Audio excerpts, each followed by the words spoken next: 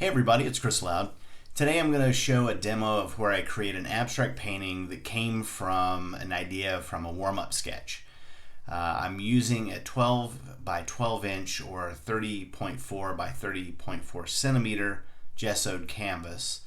I'll show you the warm-up sketches and practice thumbnails shortly, but right now I'm just making some shapes with a charcoal pencil. I knew what I was going to do for the shapes in this painting, but I really had no idea what I was going to do for the background. I considered leaving it white, but that's not the direction I went. As you've probably seen in previous videos, a good portion of the time I start with the background, or at least the initial layer of the background. But other than these shapes and their color scheme, the background was a little more intuitive, but I was happy with the way it turned out. I'm using acrylic paint in this tutorial, and I've decided to go with a warmer palette of permanent magenta, cadmium red, cadmium yellow light, lime green, violet, Mars black, and titanium white. I used a catalyst wedge, several paint brushes.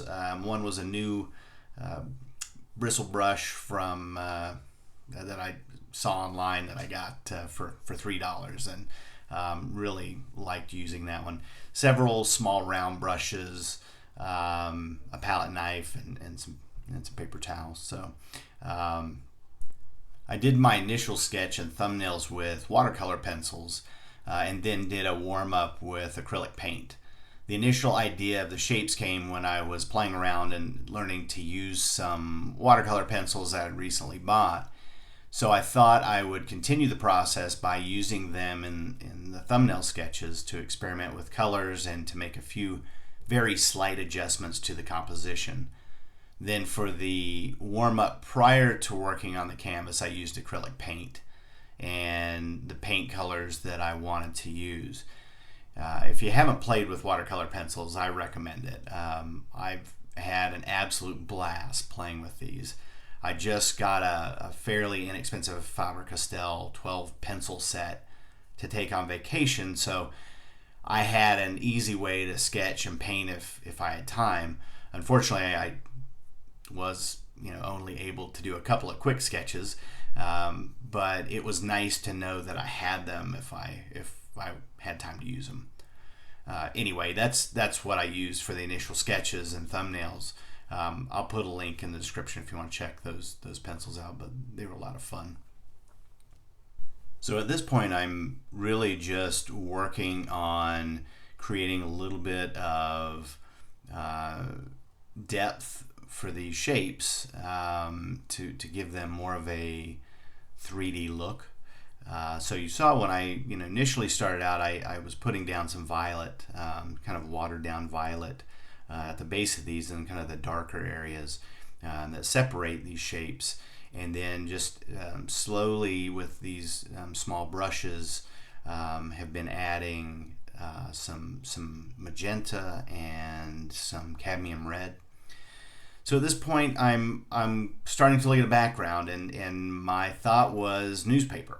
I'm just going to start putting newspaper down, thinking if I didn't like the look of it, I would cover it over with paint, or partially cover it over with paint.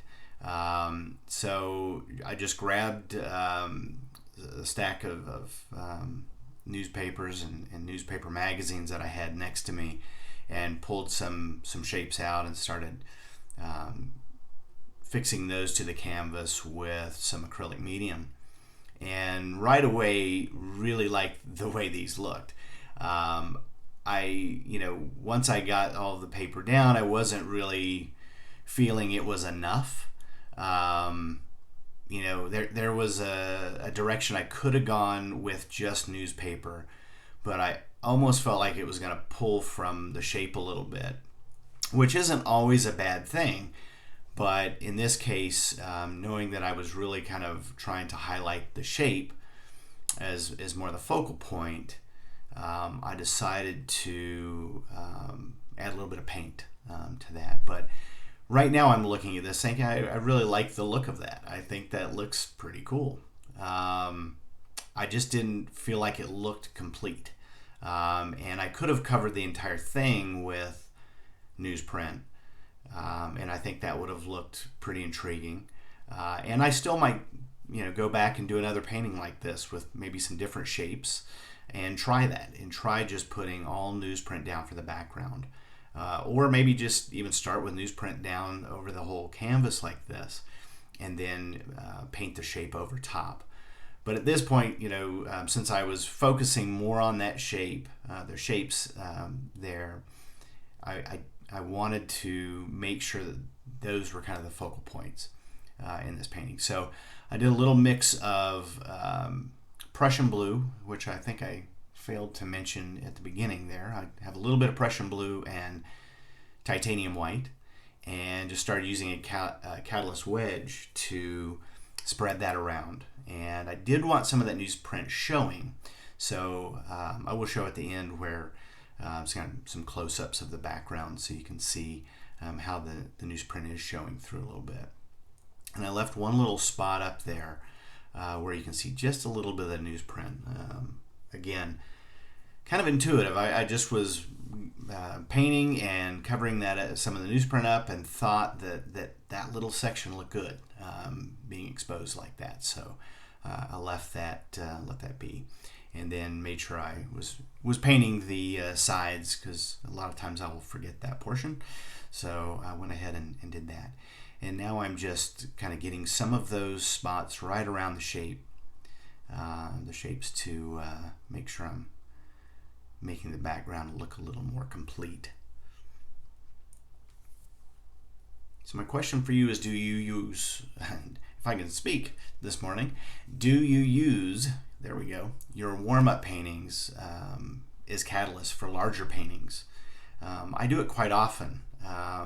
Sometimes I might just take a piece of a warm-up painting, but I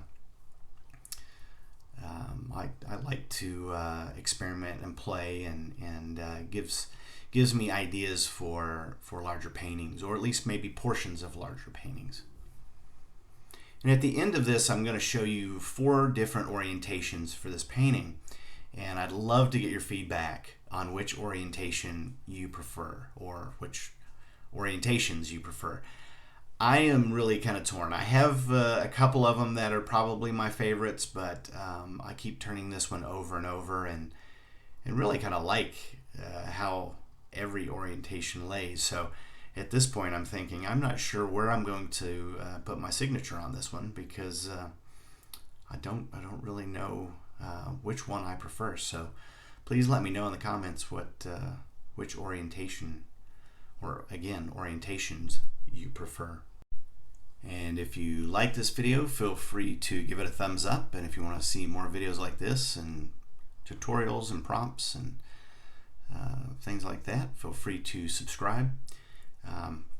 And by the way, subscribing is free. I talked to someone the other day that thought when you subscribe, you actually had to pay something to do that. It's really just more like following the channel, so feel free to do that. And coming up here, I'm going to show you some close-ups of this. So you can see the newsprint is showing through a little bit in the background. And I'll show you different orientations. So here's the first one.